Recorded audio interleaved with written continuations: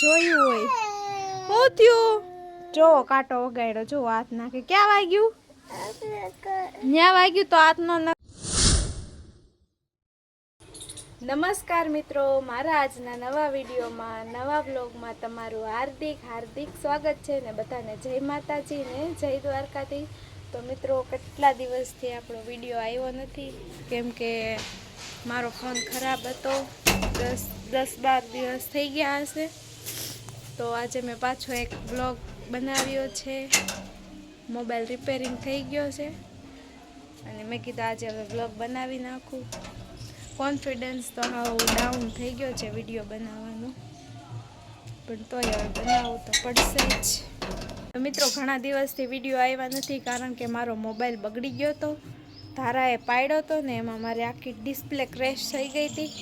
તો એ રિપેર થતાં 10-12 દિવસ વયા ગયા કેમ કે તાત્કાલિક તો એની કોઈ અહીંયા ડિસ્પ્લે તે કોઈ પાસે હતી નહીં, મંગાવી પડે એમ હતી. માટે થઈને એટલા દિવસ થઈ ગયા. તો આપણો મોબાઈલ ફાઇનલી રિપેર થઈ ગયો છે ને એટલા દિવસ છે ને વિડીયો બનાવવાનો જે કોન્ફિડન્સ હતો ને સાવ ડાઉન થઈ ગયો છે. હિંમત જ નહોતી થતી વિડીયો બનાવવાની કેમ કે એટલા દિવસ બ્રેક લઈ લીધા પછી. આંબેન અમારે ગાર્ડનમાં રમે છે. જો મારા ફૂલ છોડને એવું તોડતી હોય, બીજું કાંઈ ન કરે. એ જો બધાને મારે છે છોડને. શું કરે છો તું? શું કરે છો? એને પાણી પવાય એમ ન કરાય, તૂટી જાય, મૂકી દે.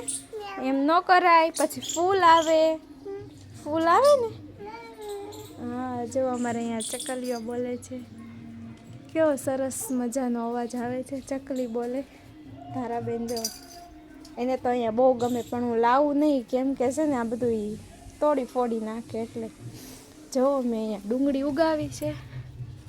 જો પાણી નથી પાયું તેમ છતાં ઉગી ગઈ. એમ જો ઓલી વધારાની નાની હોય ને એ મેં અહીંયા સોંપી દીધી. આ દારા નહીં, કાંઈ નહીં લેવાનું. જો આમાં તો મરચું આવી ગયેલું એટલે મને તો ખબર નથી. જોઉં આમ ક્યાંથી બી ઓલા જે આપણે સૂકા મરચાં આવે ને એમાંથી નહીં કીધું. જો મરચું આવી ગયું, મને તો ખબર નથી. અચાનક મને દેખાઈ ગયું. જો આપણા ઘરે પહેલું મરચું આવ્યું છે. જો આમાં ફૂલ આવેલા છે, આમાં પણ ફૂલ આવે છે. આ પ્લાન્ટનું નામ નથી ખબર.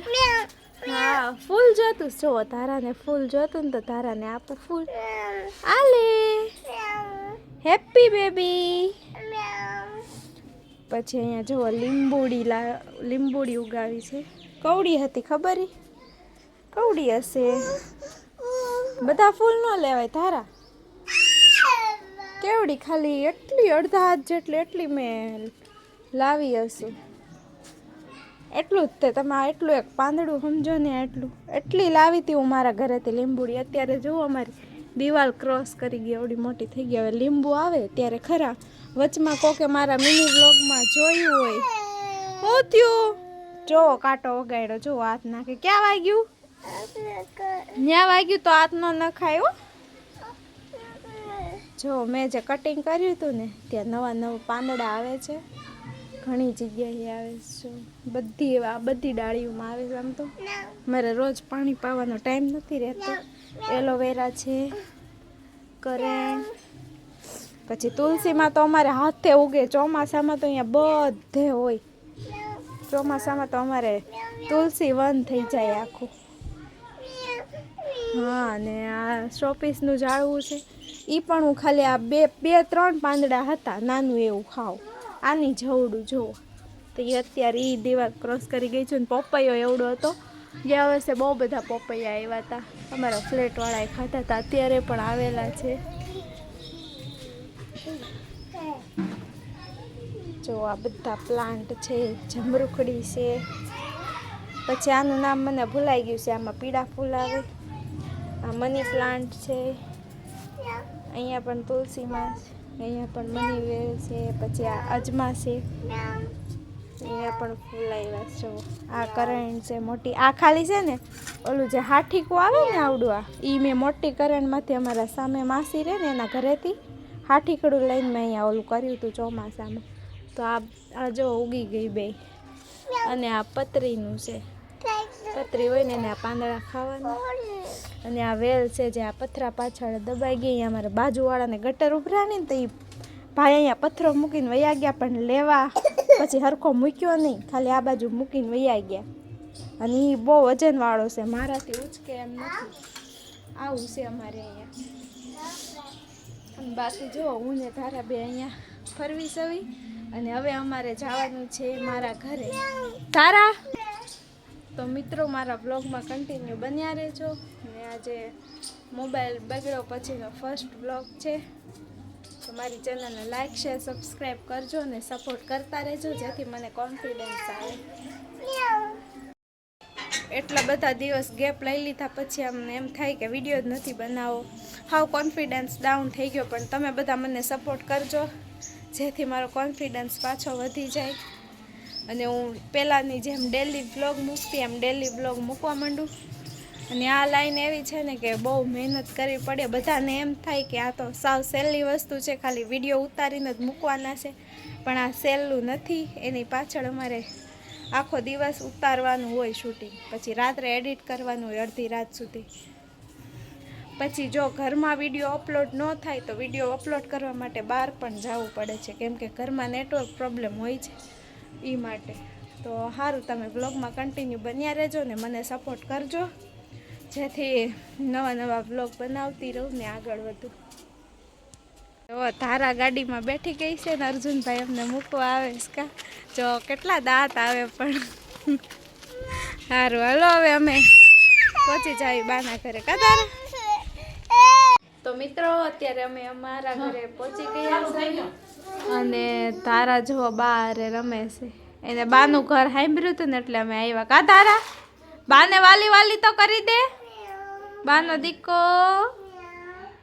જો હવે બાને હક નહીં લેવા દે કા.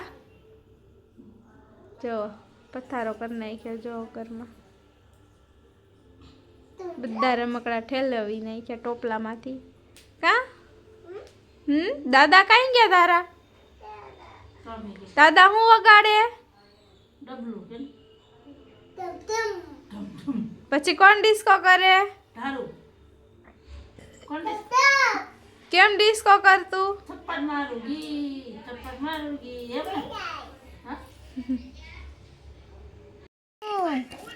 મચ્છર, મકોડો, માખી, વંદો, બસ, રિક્ષા. આ તારા છે ને દાદાને કહેશે કે ગીત વગાડો કા તારા. તારાને ડાન્સ કરવો છે. દાદા વગાડતા નથી કા તારા. દાદાને કહેતો ખરી થપ થપ વગાડે. અમારામાં નથી આવતું. દાદાના ફોનમાં જ આવે કા તારા. કેતો દાદાને થપ થપ વગાડે. થપ્પડ મારૂંગી સાલા થપ્પડ મારૂંગી. તારાનું ફેવરિટ ગીત છે થપ્પડ મારૂંગી. કોને થપ્પડ? તો જો મારા મમ્મીએ રાંધવાની પણ તૈયારી કરી નાખી. આના ભજીયા બનાવવાના ને આના ઢોકળા બનાવવાના મારા મમ્મી બનાવવાના છે. અને જો તારા આવે દાદા આગળ ગીત વગાડાવે છે. દાદા વગાડે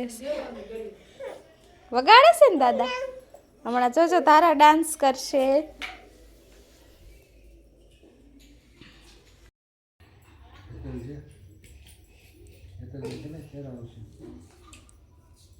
જો તારા દાદા અરે કેમ રમે છે.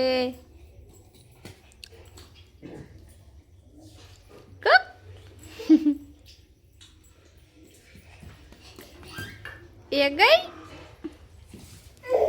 તો મિત્રો હવે અમે અત્યારે ઘરે આવી ગયા છીએ. ત્યાં મારા મમ્મીના ઘરે જમ્યા હતા, ભજીયા બનાવ્યા હતા, ઢોકળા બનાવ્યા હતા, શાક રોટલી હતું કા તારા. હું શૂટ કરતા ભૂલી ગઈ, કેમ કે હમણાં અઠવાડિયાથી શૂટ કરવાનું ઓલું નહોતી કરતી ને એટલે ભૂલાઈ ગઈ. તારા છે ને ગુડ નાઇટ કહેશે, બાય. ચાલો તો આપણે વિડીયોને અહીંયા જ એન્ડ કરી દઈએ ને આવતીકાલે પાછા મળીએ એક નવા વિડીયો સાથે. તારા બેનને ઊંઘ આવી ગઈ છે, જો ઊંઘ આવે છે એને. બાય તો કહી દે એકવાર. જો કે જો બાય. સારું ચાલો મળીએ નેક્સ્ટ વિડીયોમાં. જય માતાજી, જય દ્વારકાધીશ.